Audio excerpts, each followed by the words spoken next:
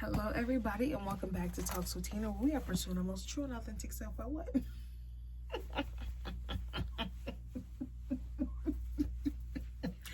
Uncovering our roots. Anywho,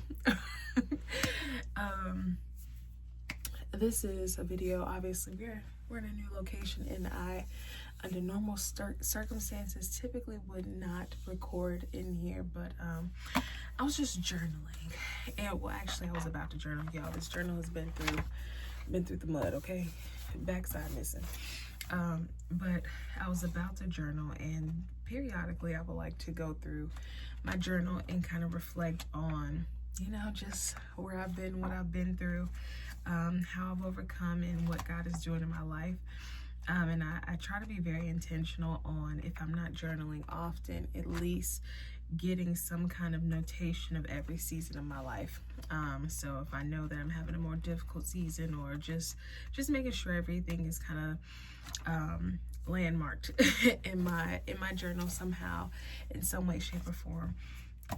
But I'm grateful that I took this time to do this today, because I've been pondering on a topic that I was going to record, which is happening now, and this topic stems from me really grasping how far I've come in my walk, my healing journey, my walk with God, and just growing, truly just growing in this time that I've noticed so much growth and development.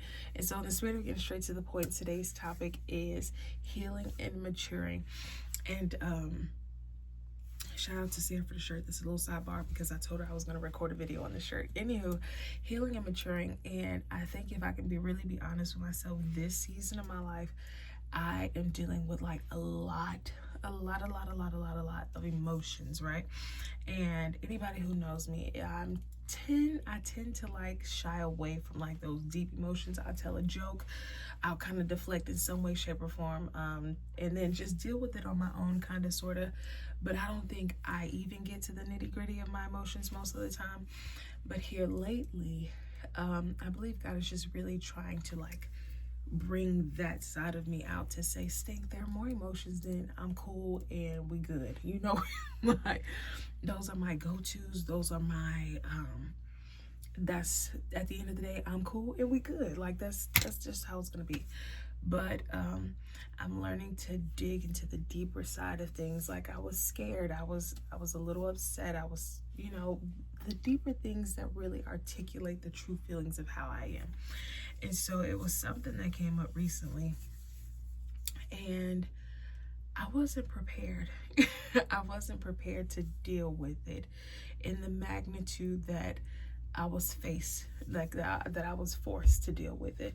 And I was describing, to the people I was discussing with, that my brain did not register this is like a traumatic event. My brain registered this as something kind of just, I'm cool, we good, to push it back in the back of my mind and really forget about it. And so when I was triggered, we can use that, and y'all know I don't like using that word lightly or loosely, because it's just thrown around here lately. But when I was triggered by an event, I tried to disclose this information. And then I was like, whoa, like, where did that come from? And again, my brain did not register this as trauma. My brain was just letting it be. And so now that I'm unearthing and unpacking and uncovering these roots and these emotions that are connected to that, I had to be honest with myself and say, because again, even me retelling it, I'm cool, we good.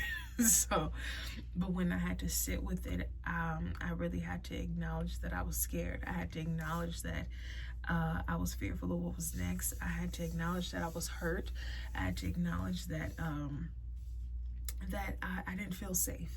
And so when I have to do that, I feel like it challenges the integrity, and I guess even the persona that I've built, that I'm strong.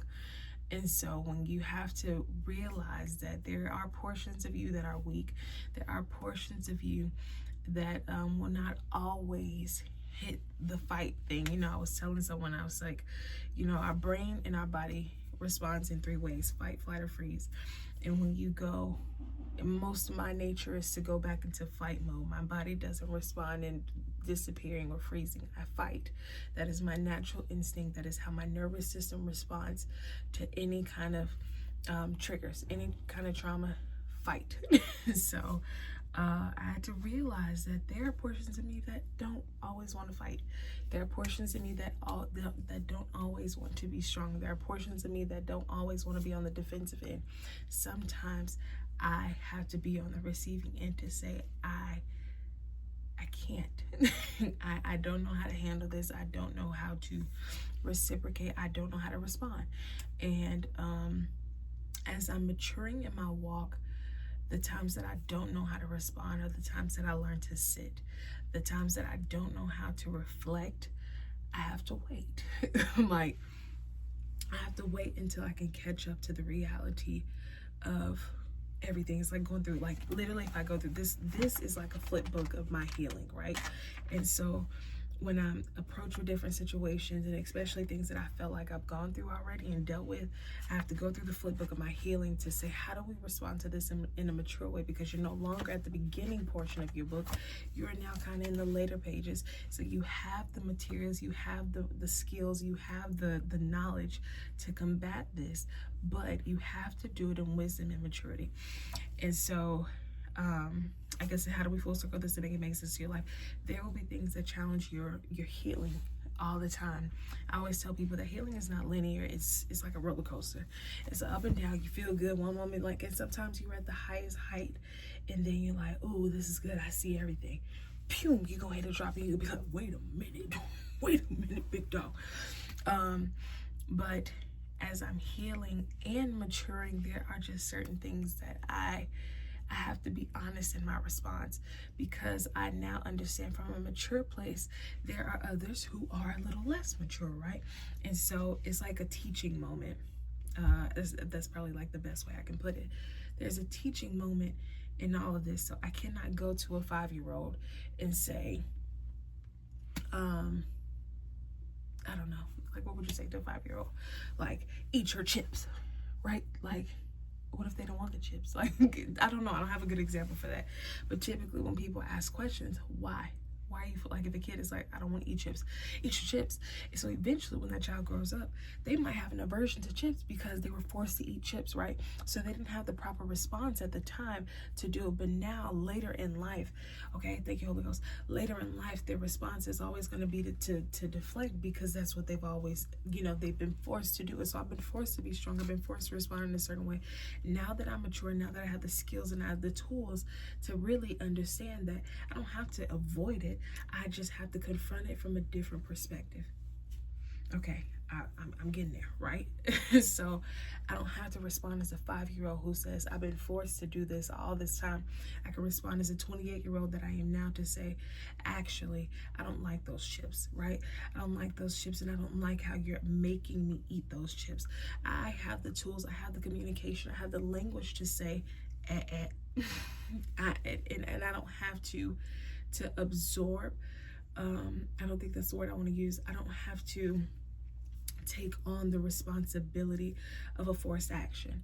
Oh, that was good. And so I think even as I'm maturing, I think a lot of what I've done, maturing and growing up is a lot, but a lot of the majority of how I respond to certain things is taking on the responsibility of a forced action. I've seen so many women in my family be strong. I've seen just how if you shy away and if you don't present yourself as a strong individual or one who knows how to stand up for themselves, that other people will take advantage.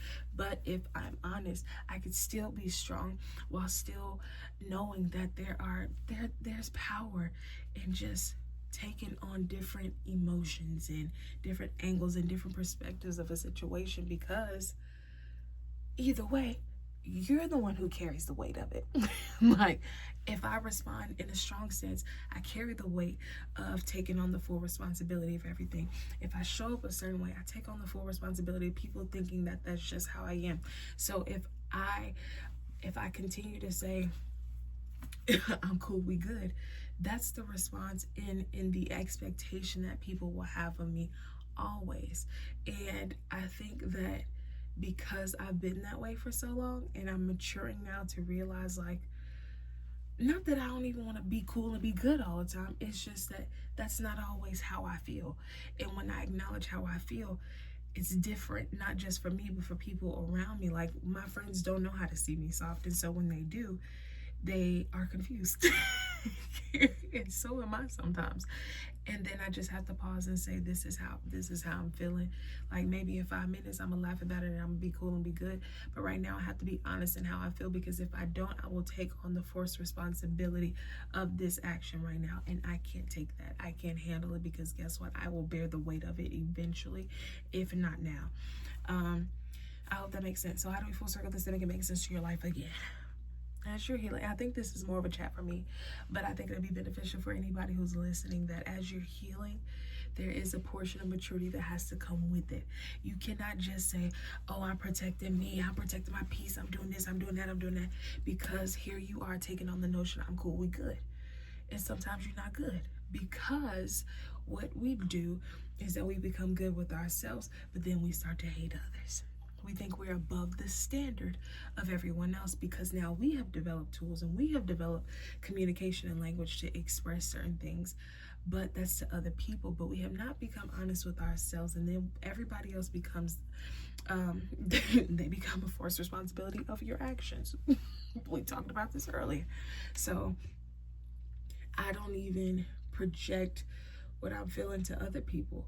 Like, I was telling my mom this earlier, and I was just dealing, and that was what's prompted me to come in my closet, my prayer closet, and journal, is that I'm having some really heavy feelings towards, if I'm honest, just the men in my life. Like, I think if I'm really honest, I'm having some really heavy feelings towards the men in my life. And what I didn't want that to do was become a burden of any other man who comes in my life, because that's not the they should not have the forced responsibility to take on the actions of the other people in my life. And so I said, I understand that this is an area that I need to combat in prayer, but this is also something that I just naturally have to deal with, right?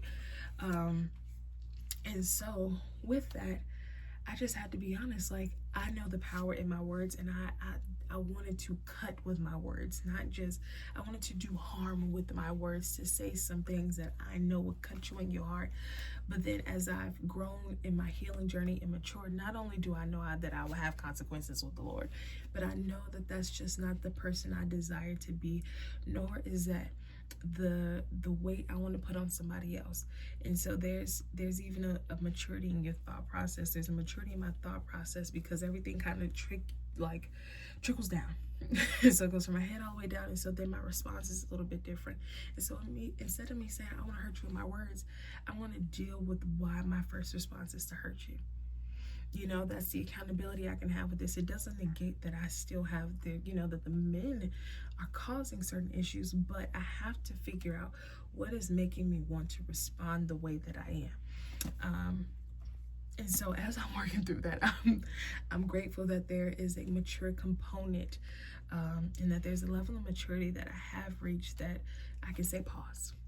Like, you're not cool, you're not good, but we can get to this place. We just gotta find a better route, and one that's not temporary, but one that's long lasting. And so journaling is my outlet, praying is my outlet. But I think when people see the exterior of that, when they see the fruit of it, then you can really say, like, y'all don't I really worked through that. Like, that's not something that I put on the back burner. I really worked through this. And so if you can take anything from it, I think as you go on your journey, you continue in your healing, that it's not just for you. It really isn't. Like, there are other people who are impacted and affected by your journey and the maturing that takes place while you're working this thing out, and it really does not just mean that you take the brunt of everything. You have to be free in realizing, like, I'm still healing, but you cannot always revert back to the little girl tendencies, or the little boy tendencies.